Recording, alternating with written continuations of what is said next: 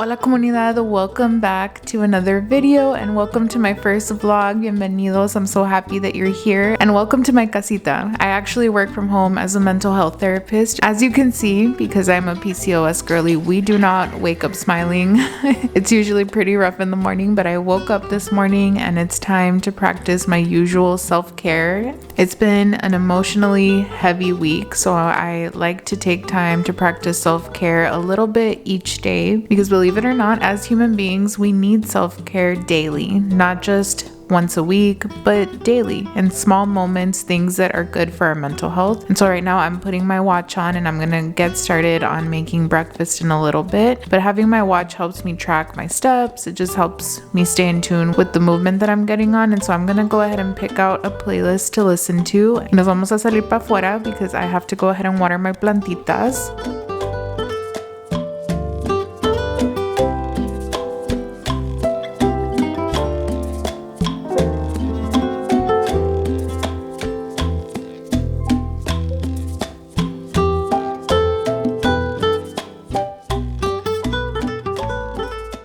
And so right here, this is a playlist that I ended up picking. I put a couple of really nostalgic songs and music that I grew up listening to because of my abuela, my tia. So let's go ahead and start watering the butterfly garden. I do have a little butterfly garden that I've been working really hard on creating and caring for. So these are some of the plantitas that I have. I have some milkweed and then I have some hanging planters where I put some succulents. And this right here is one of my favorite mindfulness activities that I actually learned from my abuela. So this was one of the tools that she gave me, not knowing anything about mental health, but because in our cultura we do have mindful ways and mindful practices that help keep us healthy, and having plantitas to care for and water is a moment for me to slow down and to be connected in the present. So I'm gonna go ahead and leave you all for now and get to watering my plantitas.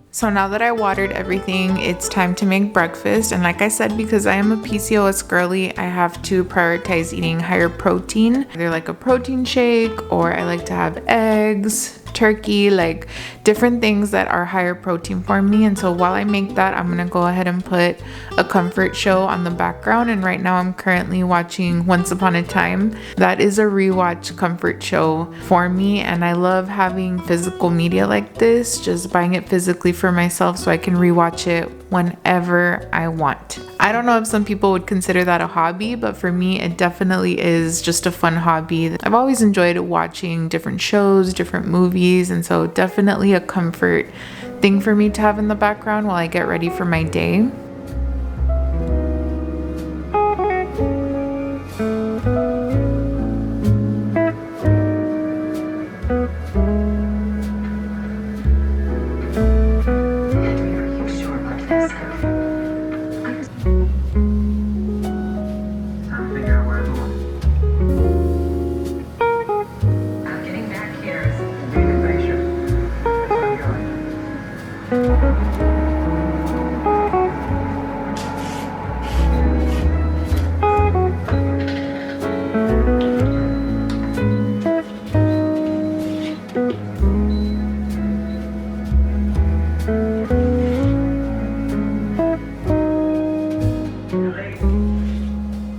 So as you can see, the alarm for my medication went off. Pro tip from a mental health therapist, always set an alarm to remind you to take any prescribed medications or vitamins. And so morning time after I eat my breakfast is when I take my prescription medication and when I take my vitamins. And my prescription medication helps me with the anxiety and depression that can come from my PCOS. So even though I have really good healthy coping skills, sometimes physiologically, if we don't have the right support through certain medication care, as many coping tools as we may have, that is not enough to help the physiological part of our body that needs this kind of care.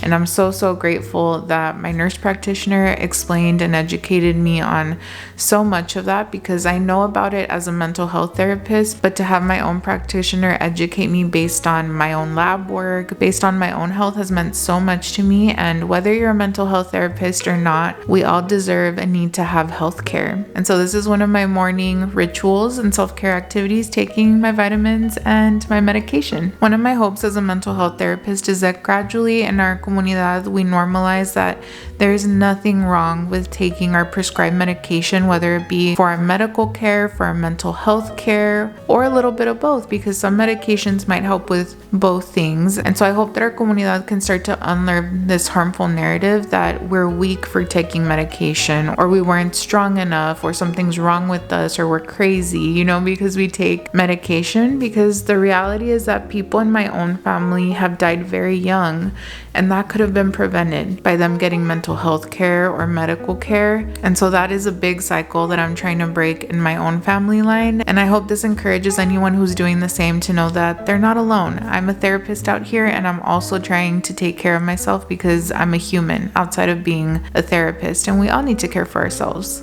And so today I actually have my appointment with my nurse practitioner from PCOS Sisters. That is a clinic that I've been with for almost a year now, and I love my nurse practitioner so much. She has helped me reverse and heal a lot of the PCOS symptoms that were causing me a lot of health issues, and I'm so grateful to get to meet with her. And so right now I'm updating her on how I've been feeling. Y siempre se toma el tiempo to educate me and answer certain questions for me, and we were specifically talking about pregnancy and like my plans for things like that. And I've openly shared with her that I don't plan on having children of my own by choice, and she was very respectful of that. And so she talked about like if for any reason in the future I wanted to, how a lot of mujeres and women are not having kids in their late 30s, early 40s, late 40s, and how that can be perfectly safe and healthy. And I love talking about that with her, because so many of us grew up hearing from a lot of different women and a lot of people in our community that,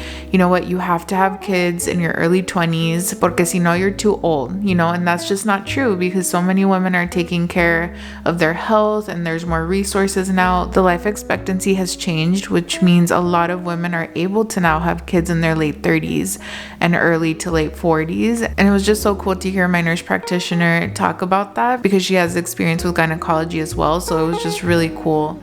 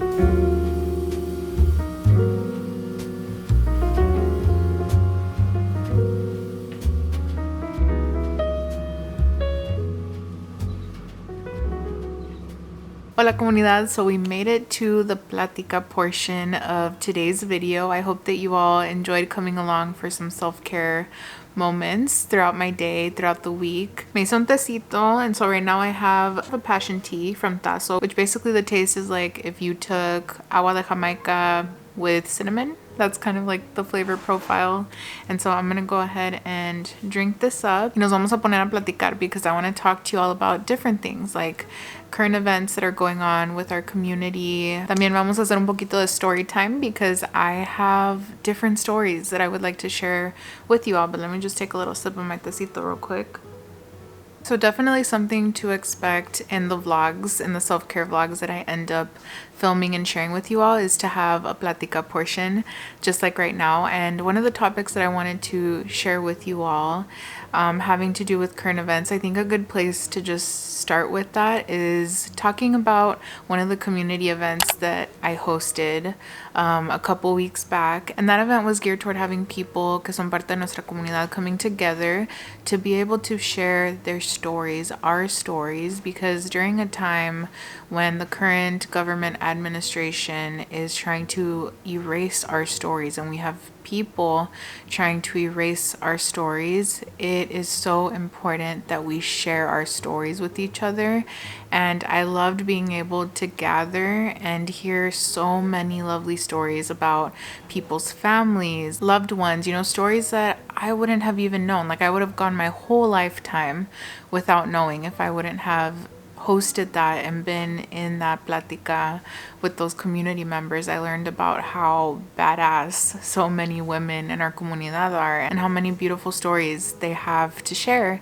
And that leads me into what I want to talk to you about today. I want to share some beautiful stories relating to our comunidad and just things that I've lived, that I've encountered. It's so interesting because being a mental health therapist and counselor, a lot of my clients know bits and pieces about me, about my story, because I do share that. It's very common in the practice. Some therapists don't do that. It's very much like, no, you know nothing about me at all. Pero ya teniendo muchos años working with our community, that's not something that I can do. It's very much seen as weird or odd or rude not to know anything about your healthcare provider or not to have that connection, that sense of connection and knowing a little bit more about them at times. So if I have any therapy clients watching this, the lore is about to increase that y'all know about me. I had one of my clients tell me that one time about how she's been like gradually gathering lore about my life and about things, and it's made her feel seen and comforted to know that,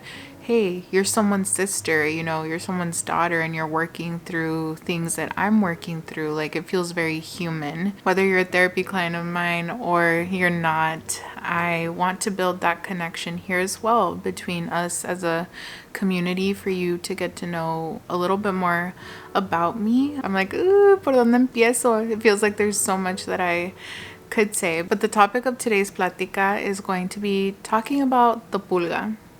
Oddly enough, I don't know how many of you all grew up going to the pulga or flea markets, but that's what we call them down here in South Texas. They might be called different things in different part of the US, but here we call it the pulga. Literal translation from flea to Spanish, pulga. And the reason why I want to talk about that is because recently in the Rio Grande Valley in El Valle de Texas, we had ice raids at one of our local pulgas, and it's something that many people don't know about. Like, unless you know someone who knows someone and you're local, you know about it. And if you know anything about the Rio Grande Valley, that's usually how it's depicted on media or on the news, or for political gain, it's depicted as being this violent la frontera, these violent immigrants crossing the border. Like, you hear these horrible things, these inhumane ways of portraying human beings, of portraying the people in my community. I have so many stories to share, but I wanted to make this as a love letter too for any of the people in our comunidad who grew up going to the pulga, who have parents or family members who sell at the pulga. That community is so hard working, and I know it firsthand because I grew up seeing my abuelito, my dad sell at the pulga, and I loved going with my dad when I was little. He has his own stories of how him and his dad would go buy things in bulk and then go sell at the pulga. But it's very common, like even to the point where when I worked as a facilitator for a community mental health organization, I serviced a lot of the kiddos who had parents or grandparents who worked at the pulga and who sold things there. And so it's very full circle, you know, having grown up in that and getting to then service people who did work in that as well. And so growing up, it always felt very magical to go to the pulga. And to this day, me and my mom have sometimes gone. My mom goes very often to buy frutita and just to support people who are local, who are trying to bring money home to their families, because the fruta, listen, okay, if you've never had fruta from the pulga, you've never had fruta, okay? Like, I feel like H-E-B is the best second, but if you've never had fresh cut fruit from the pulga, you have not lived, let me tell you. Like, there's nothing like that. It's like the equivalent to being in Mexico and having someone cut up frutita for you. Like, oh, it's done with love. It's done with care, because that is the only way. Like, the fruit that they pick is so good. And you tell me, where else do they let you taste the frutita before you end up eating it? Like having Saturday mornings or Sunday mornings, driving and going to the pulga and getting down and walking around, obviously when it's not as hot in South Texas, but you know, like just walking around and being there. I remember when I was little, like just seeing all the trinkets that they would sell. It just made me so happy to be there with my dad looking around. And whenever I visited and I see little kiddos with their parents or with their grandparents, and I hear their grandparents tell them, mira, estás aquí porque te estoy enseñando cómo tener un negocio one day. Or I have him here so he can see what it's like to treat others, what it's like to have a business, what it's like to count money. Like, just seeing that happen is a very special thing. And of course, there's really hard stories sometimes about families trying to make it through. But I also wanted to point out the beautiful stories, you know, of people who are working extremely hard to make a living to support their family. And so when I heard that there were raids at the pulga, my blood was boiling, because that makes me so angry that they knew that there's a very large undocumented community who work at pulgas because they are able to. You know, it's one of those local places where they're able to, and they knew that, you know, going in, and that is so disgusting and sad. It makes my heart so sad. And I wanted to talk about the beauty of it, because I love my community so much and they deserve so much better. And so that's one of my stories, how I have memories of growing up there with my dad, like just sitting there and watching him do his thing with my abuelito and sell things. It's also a place where a lot of our gente who are neurodivergent, they're able to go and start a business and have access to these things, and it's more facilitated for them. And so I don't know if anyone's ever really talked about that too. There's a lot of neurodivergent folks in our community who don't even know they're neurodivergent, but it's just the perfect space that's more flexible for them to be able to make a living for their families, like very hardworking people. And so that's one of my memories. One of my other memories relating to the pulga was having grown up, and I was pursuing my bachelor's at the time, and me and my mom made it a tradition to drive on like Sunday mornings or Saturday mornings really early, like as soon as it would open, and we would pick up frutita together to come home. And my mom's really good at cutting up fruit, so she would cut up the fruit for us to have during the week. And when I tell y'all that that woman can cut up fruit, I'm like, why did I not inherit this gift? You know, I need to practice at it to get a little bit better at cutting up the frutita like she can. Like, in an instant, she will have it all. Y bueno, back to the topic. What I was trying to say was that I was pursuing my bachelor's at the time, and I was so tired, like so unwell, so tired during that time period, because I'm first gen. There was a lot that I was navigating on my own, that by the time I had a moment off or a day off, I was just dead, like deadpan, had no emotions, just so exhausted and tired, because I also worked at the time. And I think during that time I worked at a doctor's office in the front office. Like, I worked part-time there, almost pushing on full-time, but it was part-time, and I was going to school full-time. Like, I was so stressed and so tired. And I remember when we would drive, I would stay in the car because with this pulga, you didn't necessarily have to park. Like you could, but you could just drive around in a loop. And wherever you wanted to stop, you just park your car there, walk out, talk to the vendors, and get what you need to get, whether that be fresh eggs, because a lot of people have ranchitos, so they're farmers, they have fresh eggs, they have furniture, they have food. Like there's just all kinds of really cool things. Like some people grew up on farmers markets, like really fancy farmers markets, nothing wrong with that, but this was my farmers market growing up, and it was magical. It still is magical, and it's so sad to see that people are scared. Like people in our community are scared to sell, to show up to work, and it's so sad to see because they have every right to feel scared under the current administration and how things are. And I have this memory of every time we would do that, we always stop by, and I will change the name for like confidentiality reasons, even though this person was not a client of mine, like just to be respectful, of their identity. We'll just name him Don Juan. And so every time that we would drive there,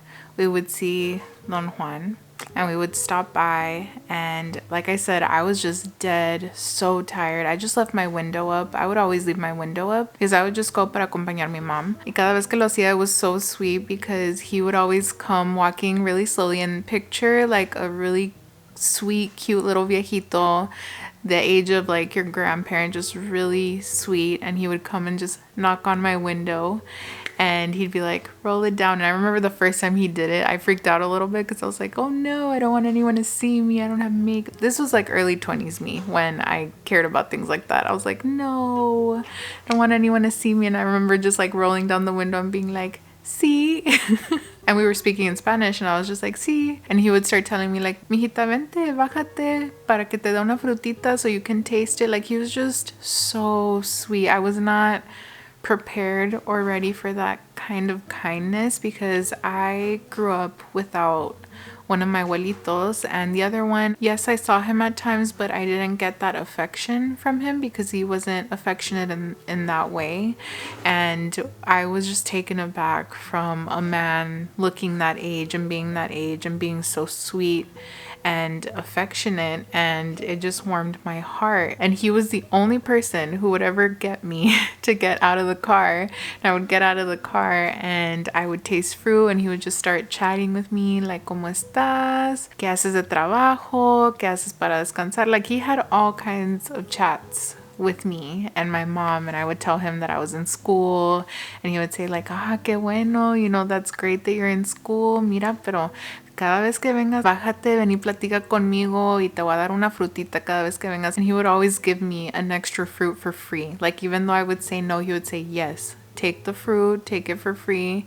And then of course my mom would buy more because I would always tell her like, buy more, to help him out because that was so sweet. And I just would remember what it was like for my dad, like growing up, going to sell, like being any kind of business owner, your life depends on what you sell that day. And that was just so sweet to me that he cared enough, like someone he didn't know, that he cared enough. And it reminds me of the kind of kindness that my bisabuela or my abuela, like they were those kinds of people that if they saw someone hungry, they'd give them food. If there was someone walking by, les daban agua. They would host dinner and have people over in their little casita en las Cumbres en Mexico. And that family is from Reynosa, Tamaulipas, specifically Las Cumbres, like that kind of area. And it was just that feeling, that warm feeling that felt like them to me, and I will always remember him. I don't know where he is. I don't know if he's still alive because he was so old,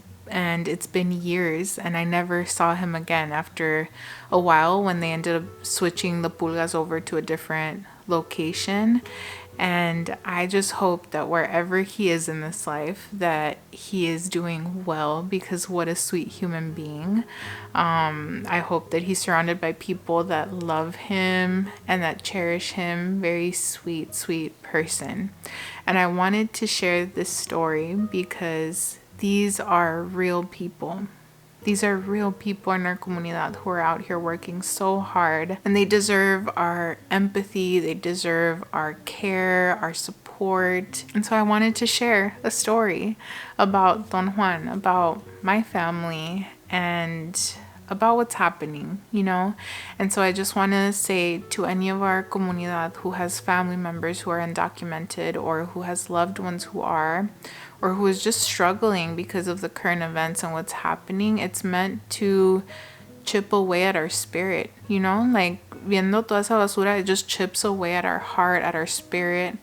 And so I wanted to share this with you all to remind us of who we are deep down. We are a strong, resilient, kind people. Trauma affects us, trauma changes us, and a lot of people in our community have experienced so much trauma just immigrating. Yes, I'm first gen, but it gets a little complicated. I'm also partly 10th generation because part of my family grew up here in the Rio Grande Valley, 10th generation, even before this land, like literally where I'm sitting, was Mexico, you know, before the US stole that territory and many other territories.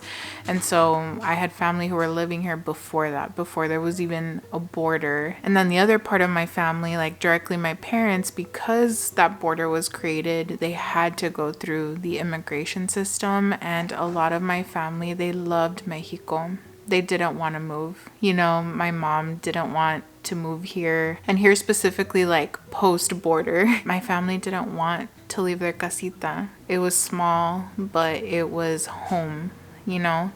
And the reasons why most of my family immigrated was to give so many of us the opportunities that they were sold on, you know, that they were told that we would all have here. And yes, you know, we did have other opportunities because of this, but we didn't know the whole story as a family. We didn't know the full history as a family of the many horrible things that so many different communities of color have gone through in this country. Slavery, being put into camps, concentration camps because of the war, where our people, you know, were in these moments in time in history because they were here and they were just erased, even from history books, erased and just put and painted as being the bad guys that the US was always fighting against. I hope that on this channel we can together unlearn these things and start embracing our cultura and embracing our history and learning our history. There's a lot to learn. Like my own dad always says, hay mucha riqueza en Mexico. And it's true. Hay mucha riqueza en Mexico and in our stories and in who we are. And I wanted to share a little bit of that with you all. And these stories in our history, they go hand in hand with our mental health, because if we as a people are experiencing trauma due to the government, due to current events, due to a lot of things that are happening, it affects our mental health. It affects us feeling good. It causes anxiety and depression to rise. It causes suicide to rise. The shootings that we're seeing, so many things that are affecting our community right now. And I created this channel because I wanted to create resources for us, a place where we could come and be like, oh, this is my space. This right here, like someone's talking about the things that I know about, the things that make me feel at home. Another little story time for me is that I grew up having café and panecito with my family on Sundays. And growing up in Alton, Texas, I remember like I would go with my mom to the panaderia and we would buy the pan, and it was such a ritual to do that in our family because we would pick out the pan that we knew that each person loved. I knew that my abuelita wanted a concha, specifically chocolate, concha de chocolate, and it had to be warm, not cold. It had to be fresh and warm. I knew what my tia wanted, and if I didn't know what someone wanted, I picked out some options, you know, for them to have. And I think about that ritual and how much it meant to me and my family. On one side of my family, I come from a long line of women who were either abandoned by men by choice or abandoned in the sense of they died, you know, and these women had to carry on their own. Or they were in relationships where a man wasn't as supportive as he should have been in the relationship because of his own undealt with trauma. And so I grew up really being raised in a matriarchy, like having a lot of women. And my dad is someone who's done a lot of work in unlearning a lot of the machismo. And so I grew up with women being supported like a lot of the times in comparison to other things that I've seen. And that felt so safe to me and so warm, knowing that I didn't only have my mom, but I had my tia and I had my abuelita, and I had other women who felt like moms, like mother figures to me. And when we would have the panecito time and we would sit down, I remember like being in elementary school and just hearing like the chisme, chisme being like what was going on con los vecinos, what was going on with familiares, what was going on. And my mom, tia abuelita, would talk about like what they could do to help. They would talk about like how they were feeling about something. Sometimes they would argue and then work it out at the next meetup or after a couple meetups. Like, it was just home. It was just warm. And we were so broke, we were so broke, but we were happy. We were so happy. Money does not buy happiness. Now, don't get me wrong. We live in a time where money facilitates us having healthcare, like very important. But I think back to that time, how my family truly like made the most out of everything that they had. The women in my family, they're not perfect. They were not perfect. I'm not perfect, but the warmth and the care was there in their words and trying to fix things and make them better if they messed up. Like, I can only imagine what life would have been like for them if they had gone to therapy, if they had gotten support and not carried everything on their own. And I just wanted to talk about the color in our comunidad and the beautiful aspects of it, because right now we are getting so many horrible messages about our culture and our community, and I want to encourage you to find ways to reclaim and embrace your cultura. One of the things that I did currently to embrace my cultura is this is the first year that I'm going to be having a Dia de Muertos altar. And I am very excited. And if you're watching this, you're like, Dianita, what? Like, this is the first time that you're doing that?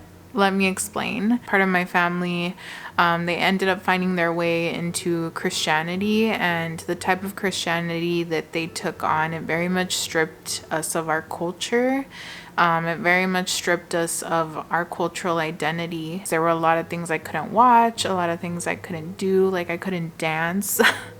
You know what I mean? Like, dancing is healthy, it's good for the body. And traditions stripped away because of that religion. And it wouldn't be the first time in history, that that's happened to our people because of different forms of religion. So the one thing that my family did keep on Dia de Muertos was going to the Panteon. Especially on people's birthdays, it is part of our cultura to keep the Panteon and the area clean. It's very important to us that our family members know that we're bringing them flores. We bring them their flowers, their favorite flowers. And my mom would tell me about how on Dia de Muertos growing up in Reynosa, they would always be selling a ton of flowers and people would take it to the Panteon. And so people celebrate Dia de Muertos differently across Mexico. And that was the way that my family celebrated it. Because my bisabuela was from Tonalá, Chiapas, I know that there were so many rich traditions. Like, she also spoke Nahuatl. Her family is indigenous to that area. And so I want to keep a lot of those traditions alive, even traditions that I lost. So I've been doing a lot of learning over the past 2 years. And this was the first year where I was like, I'm ready. I'm ready to do this because it's been on my heart for like over 5 years, of wanting to do this. And I'm setting that up and I'm very proud of myself. It's never too late to embrace our traditions or to create new traditions or to modify traditions, to do things that make us feel connected, to our cultura and to our community. And I just wanted to share with you one way that I'm doing that. I would also love to hear, is there something that you've been doing recently or in the past that helped you reconnect or reclaim a part of your cultura? I would love to hear about it in the comment section. One of the ways that we foster resiliency, especially during a time like this that we're living, is by embracing our cultura. It sounds super simple, but research shows that when we embrace our cultura, it positively impacts our mental health. and it positively impacts increasing our resiliency. And we need resiliency in order for our body to function, in order for us to have better mental health, for us to be able to show up with our families and have healthy relationships. So I hope in today's video, my first vlog ever, you all felt inspired to start finding ways that you can care for your mental health, to start implementing self-care practices and rituals that are healthy for you, to slow down a little bit if you need to. And let's be honest, we all need to at times. All of us, every single one of us, men, women, no matter who you are, we need a moment to rest and decompress and take care of our health. There might be a lot that you're already doing to take care of your mental health, or you may have watched this and been like, oh shit, no estoy haciendo nada. Like, I'm not really doing anything that I should be doing. Let me start taking little baby steps. And I'm excited to share more videos relating to that, to help you all gradually start doing that. But I hope you enjoyed this video. Cuídense mucho, comunidad. Ánimo. Encourage each other. Be there for each other. Take care, and I'll see you in my next video. Bye.